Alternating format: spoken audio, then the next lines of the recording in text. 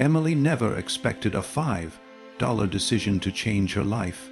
In a forgotten corner of a rundown shelter, she locked eyes with a broken, injured German shepherd no one wanted.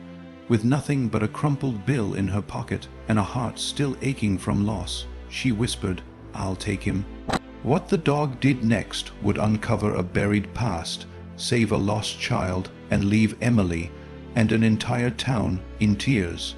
The shelter smelled of disinfectant and quiet despair. Faint barks echoed down the narrow hallway as Emily walked slowly past the rusted cages. She hadn't meant to come here. In fact, she was supposed to be at the library working on a school project, but her feet had carried her in another direction. Something inside her, a pull she couldn't explain, led her to the old animal shelter at the edge of town. Emily was 16, a little shy, often lost in thought since her older brother died in a car accident the year before. Nothing felt the same anymore. Her home was quieter, her parents more distant, and she more invisible. As she moved past cage after cage, she offered soft glances to the dogs who stirred at her presence. Some barked eagerly, others sat still, resigned to their fate. She was about to turn around when her eyes landed on the last kennel. Inside, curled up and barely breathing, was a German shepherd. His fur was dirty and matted with dried blood.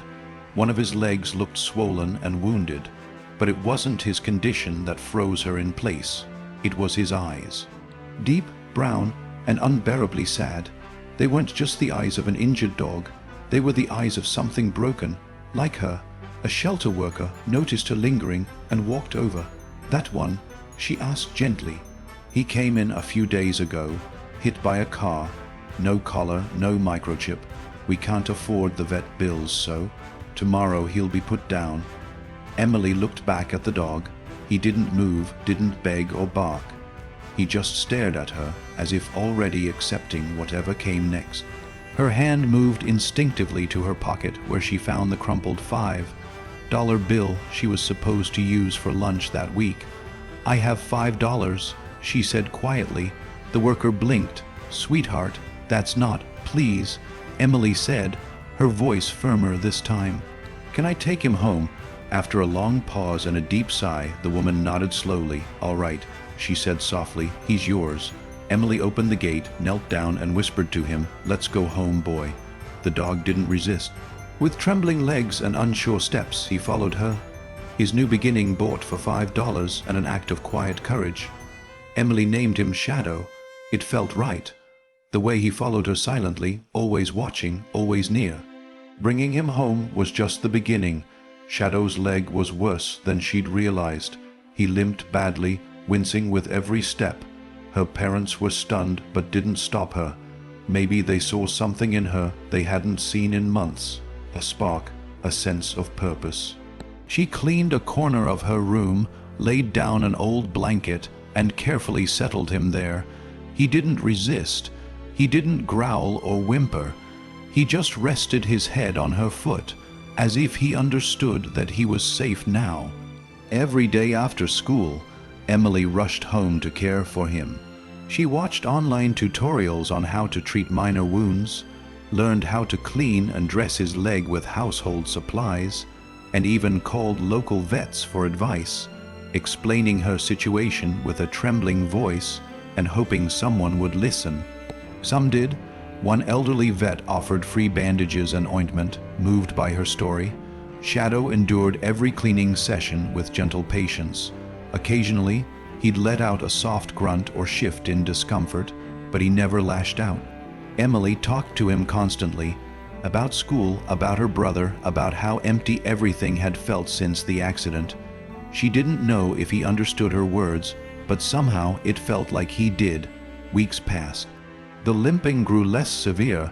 His fur started to shine again. That once dull look in his eyes was fading, slowly replaced by something new, trust, maybe even gratitude. He began greeting her at the door, tail wagging with surprising strength. She laughed the first time she saw him try to chase a squirrel across the yard, only to trip over his own recovering leg and roll into the bushes. For a moment, she forgot the heaviness she'd carried for so long. At school, people noticed changes too.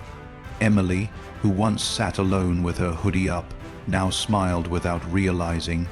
She had a story to tell about a dog no one wanted, who cost $5 and gave her a reason to care again.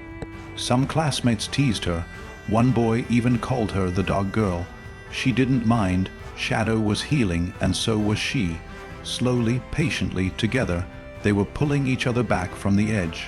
The rain had started suddenly, drumming against the windows with a fury that rattled the glass. Emily was home alone.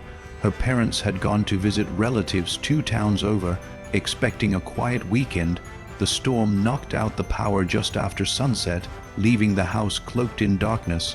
Emily lit a candle and sat on the couch with Shadow curled up beside her.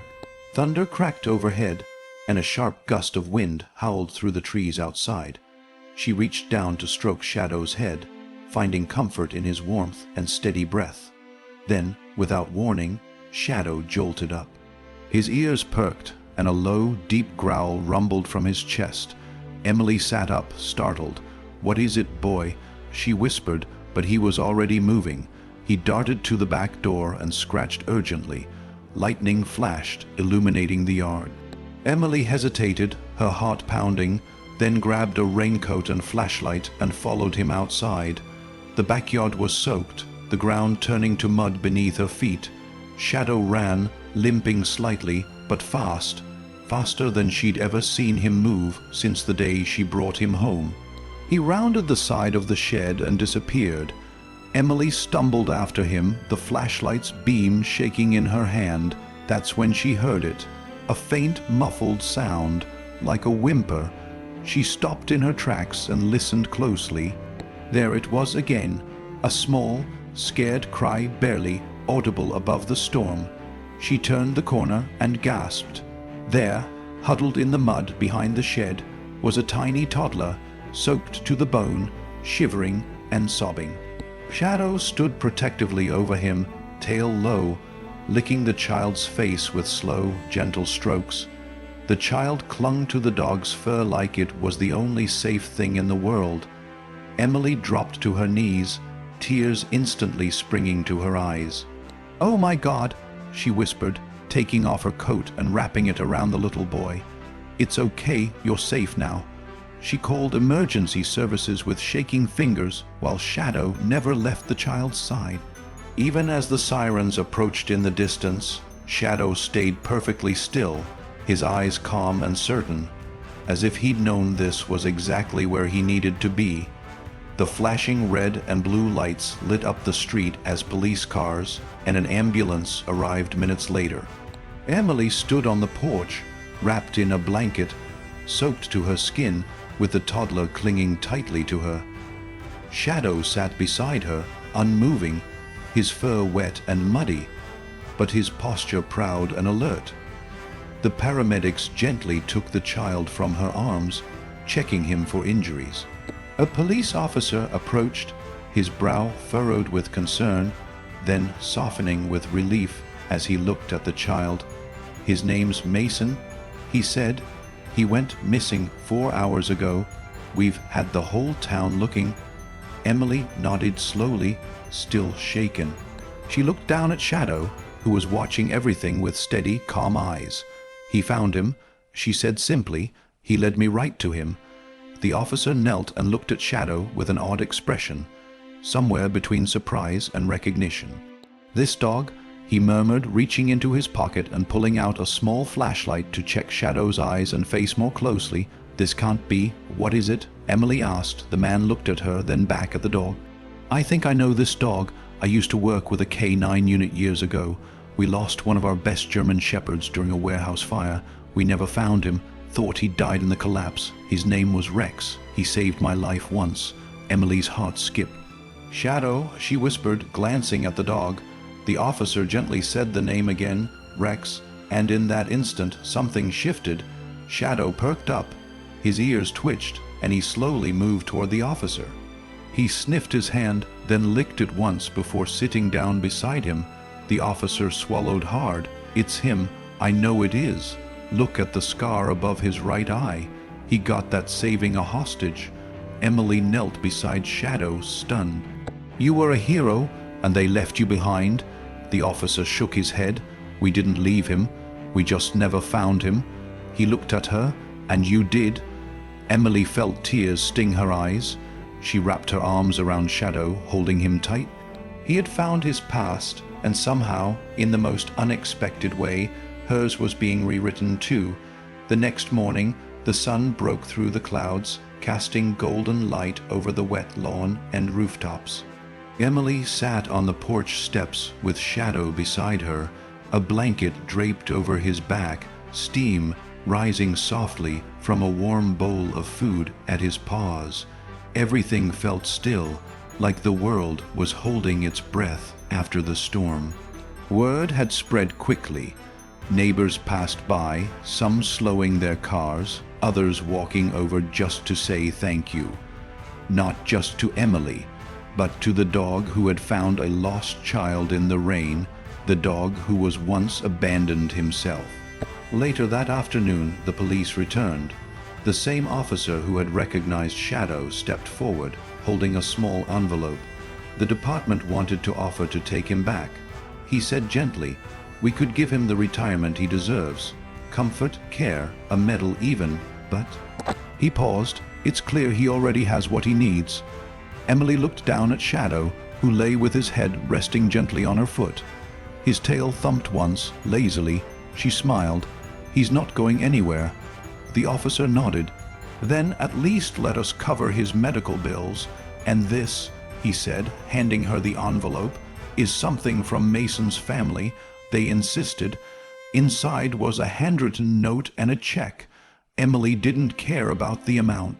The words mattered more to the girl who saw value in what the world gave up on. "Thank you for saving our son." Later that night, as the house grew quiet and the sky turned a soft pink, Emily sat cross-legged on the floor of her room. Shadow lay across her bed, already snoring. She stared at him, still unable to believe how much had changed. A few weeks ago, he was a broken dog with no future. She was a grieving girl with no direction. But somehow, in rescuing him, she had unknowingly rescued herself. She crawled onto the bed, rested her head beside him, and whispered, "You were never just a dog, were you?" Shadow stirred slightly, then pressed his nose against her cheek. Emily closed her eyes, a soft tear trailing down her face